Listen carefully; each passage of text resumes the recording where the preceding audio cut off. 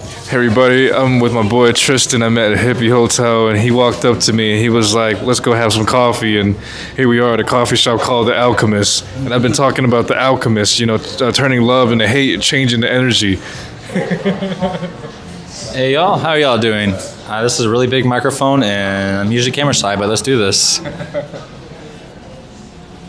So I was watching about Buddha for 2 hours straight. I compacted the full story than I ever have processed this information. And it's crazy because he was 29 when he left the castle. I'm 29. I left the castle at an earlier age, but I experienced suffering then. And what this taught me was understanding the darkness of the world to embrace the happiness. And it comes from a place of understanding that. But one thing I've learned from him was that he was a reflection of myself, being born around the same month and having the same mentality. I teach meditation the way that he taught meditation. I didn't know of these things until later on. But what he also mentioned is that when he starved himself and he was trying to deprive himself of desires, he couldn't focus and concentrate. So when this girl brought him a bowl of rice and he started eating the food, he started feeling more restored. And he came to the realization that this is not the way. You're not supposed to starve yourself to find enlightenment. You're supposed to be whole within, outer and inner. What are your thoughts about this? That's about that. I feel like a lot of people view meditation as a stereotypical thing to do, but I feel like they don't understand the real meaning behind doing that.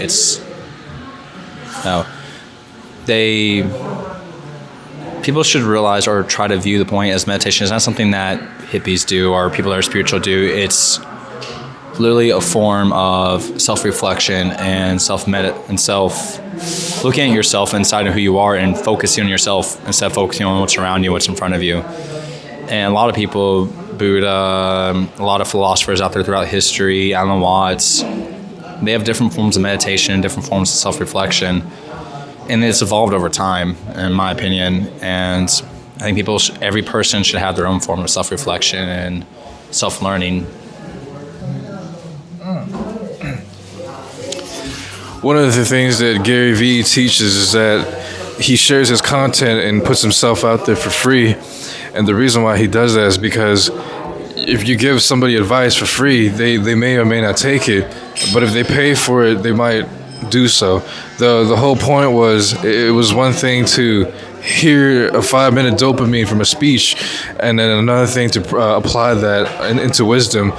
And so everything that I've absorbed into my mind recently, especially the past year, has been to put it into action, because I started to see that my body wanted to move somewhere, and the more I stayed stagnant, the more I felt like a volcano about to erupt. And so I've never felt this way, being peaceful throughout this time. But they say that sometimes the universe will shake and move you to a place that you're destined to be. And I feel like my buddy here is in that process right now of self-growth. Yeah, I think a lot of people are in the process of self-growth now. And this past year, if this pandemic or anywhere across the world, lockdown, all this drama that's happened within the U.S. and everywhere that's happened, I think one thing people have learned as a collective through all this stuff we've been through is the idea of growing and self-learning and becoming something better than we were yesterday. And a great example me and my roommate like to use of what happened during the lockdowns is like the old game, 52 pickup card game. Literally, we had a deck of cards, and someone knocked it out of your hands. Now you have to go and pick it back up and reshuffle the deck. And that's what happened to a lot of people this past year, good or bad. Some people got a good reshuffle, some people got some bad hands, but so no matter what we got, is we gotta make it work for us and how we're gonna make it win. So keep that poker face up. My boy, he's in media production company, he basically saw my post on Instagram, and he told me, I see a lot of drone videos left and right, but I've never seen one with the voiceover. And he told me, when you put yourself out there, and that energy that you put out there will come back to you. And what he didn't realize was that he was that blessing that came into my life. So everything that I've consciously chosen to do was from my heart, the heart center way of living. When I was in school last year, my body didn't want to be there, and I denied it. And the more I denied it, the more I started to see why later on in hindsight. I was at a coffee shop about a week ago, and as I was walking out, there was this girl studying, and I asked her, what are you studying? The first question I asked her was, what is your passion? She couldn't answer that question. It was almost as if like she didn't have anything else she liked to do outside of school and work. And there's some people that are like that. And so I said, okay, what are you majoring in right now? And she says, what I'm studying for, I'm not passionate about. I just want to have an education. And so every time I hear stuff like that, I stop beating myself up for, leaving school. And looking at the things that I'm doing now is actually very important in this time period to bring our voices out there, connecting people together. What do you feel about that? I like kind of what she said, because it's kind of how I view the same thing. When I left school, I was talking about this a little bit earlier, or touched on it.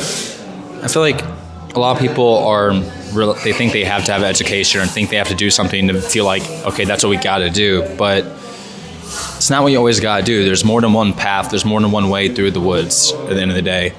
And to quote one of my favorite movies growing up, it's a bit cheesy, but some people know it. It's called A Knight's Tale. Heath Ledger's in it. It's a good classic movie, but the basic things, it's rags to riches story to success. And the quote that I'm choosing from that movie is literally to change your stars, to change your one person's stars.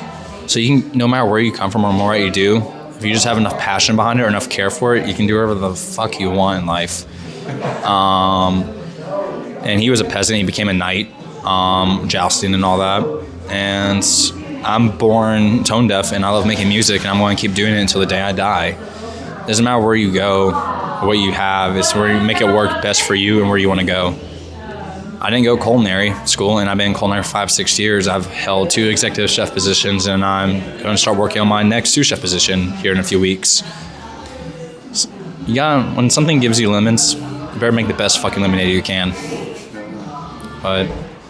And for people that go to school and get the education they think they need, good for them. You have enough willpower to do that, because going to school is not an easy thing to do, especially with willpower. But just don't lose yourself trying to impress somebody else. I started this podcast October 22nd. My friend, the same friend through Instagram, he speaks the language of videography and photography. So of course he would understand where I'm coming from.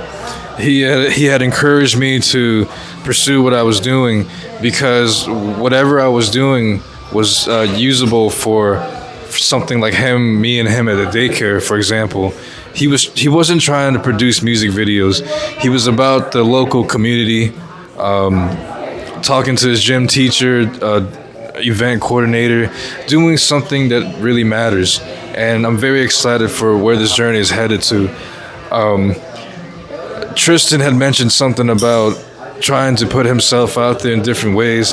I was very surprised speaking to y'all in real time, because I didn't realize that he needed some help. And I think that we're here in divine order. I also see something going on where the things that I once feared is flipped around. But that took time. I had to speak on the truth to my own family and different situations that made me afraid, because people treat you the way that you allow them to. And sometimes if you can't control them, you have to be quick to walk away. And I had mentioned before that a lot of people in my life overstayed their welcome, and the milk gets spoiled past their expiration date. And so at this point in my life, I have no choice. I made a decision, like Neo did. He has to understand why he made that choice. What made you reach out to me? What made you reach out to me? Oh, We had talked about it, but yeah.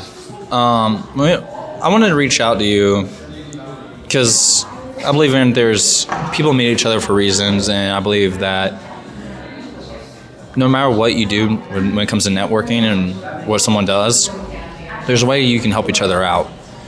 And for this podcast, I like the way you see. I like a lot of your videos you post, a lot of your drone videos and your speeches, and some of your beliefs and stuff that you can be seen through social media and other things. And I've always wanted to reach out and talk to you about some future projects, and also just to get to know someone that actually thinks more than just what other people like, and that actually can think in a similar way, or they do what they love. And that's not the same aspect as me. I meet a lot of musicians that do what they love, but you're a different walk of life to me in ways, but we still have a very similar passion, very similar fire, and that's something that didn't want to gain anything from this podcast. I more just want to reach out and do something, because I mentioned this earlier before we started. Doing the same thing over and over is being comfortable, and that's boring to me. And I like trying new things. I'm always one of those people that said I'll at least try everything once, and that saying has bit me in the ass a few times. But yeah, I told you I never did a podcast before, so why not? this is the first podcast. Yeah, and so why not? I think it'd be fun. Coffee shop. I love coffee, so. What were some ideas you had with what I could do to help? Yeah, I like, for those who weren't here prior to the conversation before we started this, I do a lot of music production, and I want to make a lot of projects involving music and audio and just production in general. Making videos, layovers, things like that. And Alex, I always thought, had a very good gravitas voice and very good speeches and very well put together things like that I'm a fan of. And it helps tell a story from different perspectives. And I feel like music and everything should tell stories. And for example, some of the projects is I'm going to be working on some musical mixes and some mixtapes up here. And one of the ones I was thinking about Alex would be great is I have some speeches or some ideas for speeches written out. Wow. But I feel like it'd be great for voicing them over and as intros, outros, and giving that overtone and that almost intro to things, or bringing things all together. I feel like it's a different dynamic than most people go for, especially when it comes to that. This is my first time hearing it. I'm glad that I asked. My friend, his name is Marvin, the media production friend of mine. I have tabs open on my internet browser for a voice acting job. As many of you guys know about Fiverr, you basically do freelance work through online and make money off of it. They say that what is free in life, when it gets taken away from you, is very costly. If you were born with the heart, it's free. If you damage your heart, it's very costly. It's the same thing with losing your legs and arms, etc. And so the things that I have naturally, my voice, I didn't understand that it was something of a gift, because my family never told me these things. I never knew I even had a deep voice. I kind of did, but it's only when you go out into the world you start to see things you can't see in the beyond the surface. And so me being here, us being here, is also branching out into the unknown, including myself, even though I've done this for a while, but never like this on this level. And a lot of times, I guess this is what you call the flow. My friend told me about the flow, and I started becoming obsessed with those two words, so I would YouTube it. It's basically this: when a sushi chef is chopping up sushi really fast with the knife.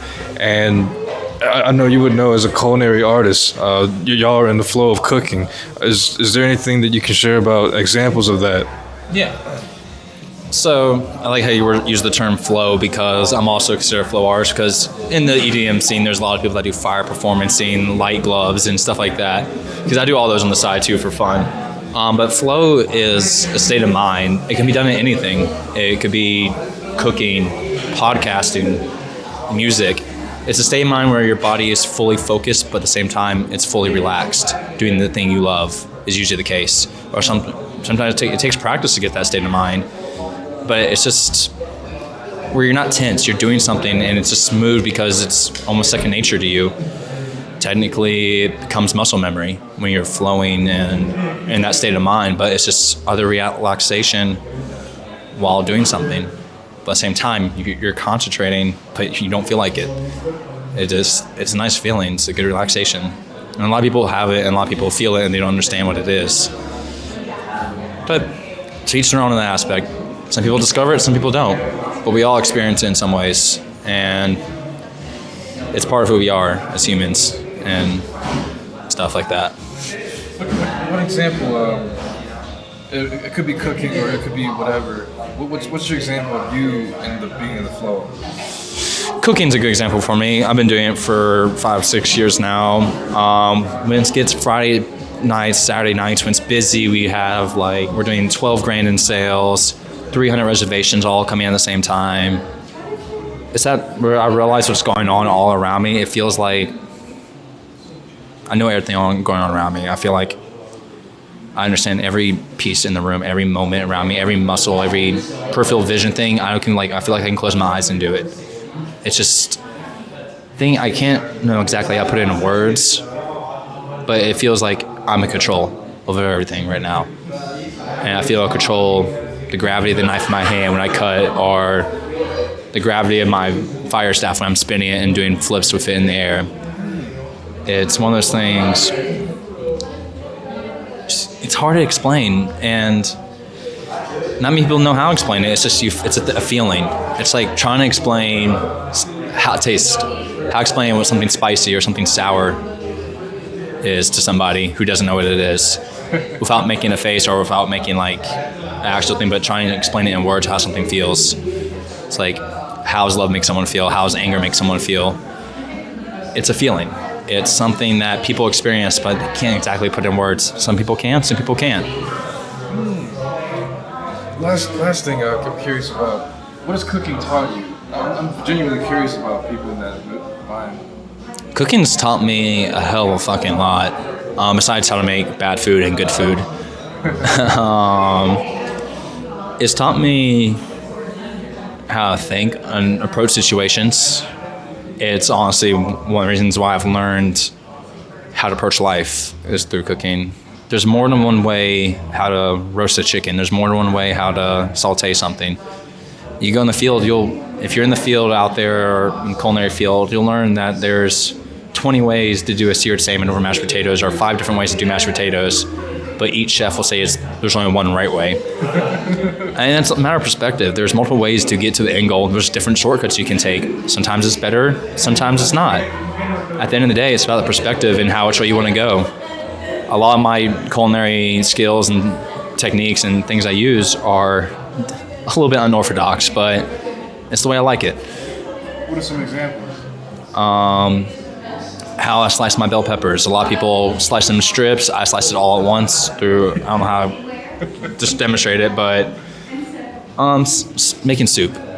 It's how I make my soups and how I make all my sauces. A lot of people, there's certain steps of cooking. You cook the butter, you make a roux first, you make it separately. The way I was taught first and the way I actually like is I basically cook everything in one pot. I've seen other people do things in separate pots, roast off things. Like, that's cool. Like, I'll do that occasionally. I'm trying to get slightly different flavor profile. But I don't know, something about starting in a pot from nothing and it's building as you just add stuff as you go, add seasoning throughout the different steps and process, is like building a structure and just build it straight up. And then you have plus it's less dishes if I use one pot. And I hate doing dishes, so. But no, it's ways to approach things. It's how I do my music. I start with one thing and just build on top of it. I start with one idea and build on top of it. Start on one foundation and build on top of it. I feel like it's a good, strong way of looking and approaching situations. Alchemizing. I heard this metaphor. You basically turn ice cube into water, and You turn up the heat in the pot and pan. You cook the meat. It turns into something that you can eat. It's magic. It's like a magician, and it's just crazy. Sometimes people kind of look at it the wrong way when we're doing it every single day. I see that you're very blessed. You went from manager to executive, etc. And my advice would be to apply the same to music and your passions. You can be and create and cook up some things at the studio, and I'm the same way too right now. Currently, what I'm doing is that same thing. It's hard sometimes to get people to understand because the present moment when I speak like that is exactly all that we have, and I try to own the moment. I see something already great in this connection because when I met you, you had wanted to take a selfie with me. And I had a mask on and everything. It's crazy because I've always been the selfie guy. You could look at my Instagram. I got thousands with people and stuff, and you were doing the same, a similar thing. So what I'm starting to see in 2021 and from 2020 to now is that my vibrations have increased, and because it's increased, it's out of love. And because that love is one of the highest frequencies, I'm attracting good men, good solid dudes that have pure hearts. And what's happening is that we're not in a stage of our lives where we're confused. We're in a state of actually knowing and owning who we are and still learning and growing. And I think this is a great opportunity for that to happen. If I could share with the world a connection between two people coming together, it could bring some hope to the world out there, in Atlanta especially. It's funny, use the term hope. That's a thing I've struggled with especially before the pandemic, but for like 4 years now since I moved to the city. And actually, that word is going to inspire me for the future and for my next mix. It's actually labeled Hope, is the project's name. Funny, that's why I said it's kind of funny to use that, because I feel like after all this, people have been through so much this year, good or bad, so many reshuffling, so many situations where they've hurt, they've grown. But one thing as a collective of the human nature that we all cannot lose track of is hope. It's something we all have in part of us, faith and hope. And yeah, just no matter how dark the day gets, the day ends and there's a new one tomorrow. That's always going to happen. So let's hope for the new day tomorrow and make it better than yesterday. What do you currently struggle with internally at the moment you're working on? Self-doubt. Self-doubt and self-motivation to keep going forward, because I'm a very analytical mind in how I approach situations. You kind of probably picked up on this already. I always see things either or like there's multiple ways of doing something. I always see every path, and I always see the doubts in every path.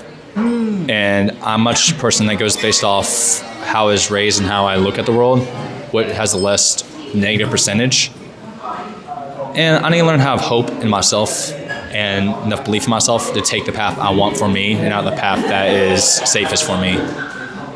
And a good way to put it, a close friend of mine right now taught me, I need to take what I want from life instead of life taking away from what it wants from me.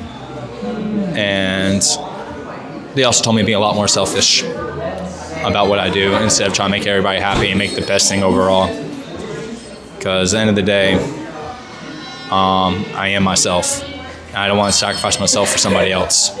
But yeah, self-doubt's why, and self-motivation to keep going is why I struggle with. But what's the root of that? Why is that? If you can go back to 8 years old maybe, or just how I was raised, family dynamics, basic how I conformed to psychology with people I grew up around. I had multiple divorces in my family, multiple things. So I've seen my family's always very defensive about themselves and like always thinks the world's against them. And they aren't wrong. They have a lot of things, bad things happen to them, but I've learned like I don't want to be so skittish or hesitant like a lot of my family and how I was raised. I was raised to be very hesitant about making choices. And so that hesitation is what holds me back from a lot. And it comes to things of balancing the yin and yang in my head. Like, I have that feeling where I'm hesitant, and I have that feeling where I'm just going to fucking go for it. And the past year I've been working on that. That's why I decided to change about myself, is to break that cycle, break that circle of hesitation and doubt, and break through it and start something new, something healthier, something hopeful. This could be the conversation to break that cycle, hopefully, when we go home and we reflect on these days. And, one thing that my friend Marvin taught me is that it's never going to be perfect, and that the best thing to do is to dive in. My problem when I met him at the time was that I was very calculative. I wasn't a risk taker like he was. At the same time, I was optimistic, so it wasn't overbearing at all. It was just a little bit of. But when he told me that, he said that's the way to get into the flow is to take action, and a lot of people give up before they even start. And so I guess what I'm doing right now is I'm starting this. I'm setting this thing up. I'm starting this conversation. I'm getting to know Tristan more, and the more I understand, the less I fear. And I think what happened was I didn't understand when I first met Marvin. I didn't understand what I had, what I invested in, and it's crazy because now I'm not saying my life is perfect, but I will say that I found a lot of peace. And then when I found peace within myself, my grandmother, my uncle that I live with, my family started to respect me more. They started to see that in my eyes, my face, the way I carry myself, the way that I wouldn't tolerate any sort of disrespect. It's all brand new to me, even for me to say these things. And I think it's just very important for me and Tristan to talk about our family upbringings, because this is what a lot of people our age in our 20s struggle with, especially. And one thing I learned from Gary Vee is that in your 20s, don't try to explain yourself so much. And I shared this with Tristan earlier. He was telling somebody our age, for everything that he has, he would take his 22 years back because time is very valuable. All the riches that he has as a millionaire, he would take time back. It's amazing. Is there any last thing you want to share? Yeah, the age thing kind of touched on this earlier a little bit. A lot of people, I'm in my early 20s. A lot of people in the early 20s around my age range and all the way up until the 30s, it's their first chance to actually figure out who they are and where they want to go with themselves. Because most people until they're 18, about 75% of most people until they're 18 are living in someone else's circumstances, their family circumstances. They're still with their family, so they have that perspective over them. When they start branching out and getting out and moving out of their house and figuring out who they are, when they figure out who they are around their early 20s, now they go, okay, I know who I am, what I want, where I'm going to go. And that's a struggle for a lot of younger people. And that girl you mentioned earlier, you talked to, and this says she's getting her education. And one of my close friends, my roommate, for example, they know where they're at. They're strong foundations. They have all this, but they got to figure out where they want to go. And all I got to say to that is we have all the time in the world to grow, but it's still not enough time. So let's just hope for a better tomorrow.